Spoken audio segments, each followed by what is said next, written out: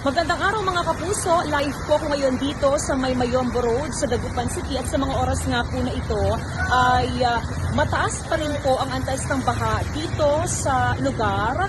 At kung papansinin po natin ay dahan-dahan pa rin po yung usad ng mga sasakyan dahil pahirapan po yung pag-andar, especially ng mga light vehicle, halimbawa po yung mga motorsiklo, mga tricycle, ay talagang nahihirapan po sa pagmamaneho dahil nga po may parts ng kalsada na kung saan ay medyo may kataasan pa rin po yung pagbaha.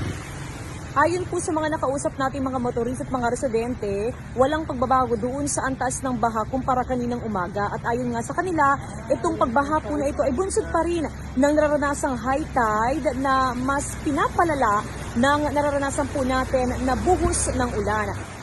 Sa mga oras nga po na ito mga kapuso ay nakakaranas ng light to moderate na pag-uulan dito po sa May Dagupan City. May mga nakatutok din po na mga enforcer mula sa poso para magmando o mag-assist sa mga motorista na dumadaan sa mga kalsada ho na nakakaranas syempre ng mga pagbaha. Patuloy pa rin po kayong tumutok sa GMA Regional TV. Ako po si Jasmine Gabriel Galvan.